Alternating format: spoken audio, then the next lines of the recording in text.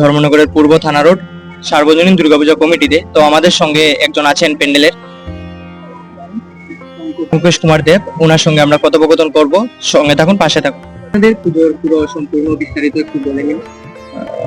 প্রথমে আমি আপনাদের যুব বিচিত্রা যারা এখানে সংবাদ গ্রহণ নিতে এসছেন আপনাদেরকে জানাচ্ছি শারদীয় দুর্গা উৎসবের অভিনন্দন। এখানে আমাদের এই পূজার থিমটা হচ্ছে সম্পূর্ণ আলাদা, কারণ আমাদের এই পূজার যে প্রথম থেকে আজকে আমাদের এই 21 বছর অতিক্রান্ত হতে যাচ্ছে, কিন্তু আমরা আসলে আমাদের পূজার চিন্তা হচ্ছে প্রবাসী বাঙালির আদলে পূজা, যাতে আমাদের ভারতবর্ষের বাইরে বা ভারতবর্ষতে যারা বাঙালি যেখানে আছে বা ভারতবর্ষের বাইরে প্রবাসী বাঙালিরা যে আদলে পুজোটা করে থাকে, সেই আদলেই আমাদের এই পূর্ব থানোর সার্বজনীন দুর্গা পূজার আমাদের আমরা করে আসছি। এখানে থিমটা হচ্ছে আমাদের মেইন লক্ষ্য হচ্ছে যে এই এলাকাতে যারা বসবাসকারী আছেন, ধরেন 100-150 বা 200 ফ্যামিলি হবে, সেই ফ্যামিলির মাধ্যমে যে আমাদের অর্থটা আদায় হচ্ছে, আমাদেরকে আর্থিকভাবে সাহায্য করছেন, এটি নিয়েই হচ্ছে আমাদের এই পূজা।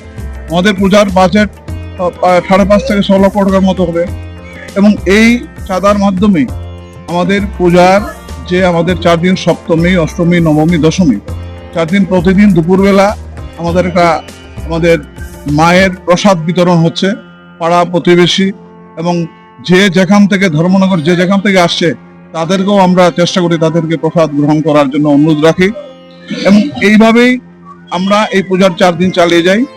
এবং তার সঙ্গে এখানে কিন্তু এই পূজাতে আনবে তা নয়, আমাদের পাড়াতে বসবাসকারী যারা আছেন, একজন হয়তো কেউ বলছেন আমি দুর্গা প্রতিমা দেব, কেউ অষ্টমীর খাওয়ান দিচ্ছেন, কেউ নবমীর দিচ্ছেন, কেউ সপ্তমীর দিচ্ছেন, কেউ দশমী দিন পর্যন্ত আমাদের যে অপরাজিতা গ্রহণ করার পর আমরা মিষ্টি বিতরণ করা হয়। তারপর আমরা ওই দিন প্রথম এই এলাকার যারা আছে বসবাসকারী, এই প্রথম ওই দিন আমরা মাছ মাংস আমরা গ্রহণ করে থাকি। ওই দিন রাত্রিবেলা আমাদের মা দুর্গাকে আমরা বিসর্জন দেওয়ার পর এসে অপরাজিতা নেওয়ার পর আমরা সেই দিকটাও আমরা মাছ মাংস একটা আহারের ভোজনের ব্যবস্থাটা সেটা করে দেবো। সংযম করবেন, এবং ষষ্ঠী থেকে সপ্তমী, অষ্টমী, নবমী, দশমী পর্যন্তই আমাদের নিরামিষ ভোজন এখানে আমাদের ব্যবস্থা আছে। এইভাবে আমাদের এই প্রতি বছর এই একই আদলেই আমরা করে আসছি।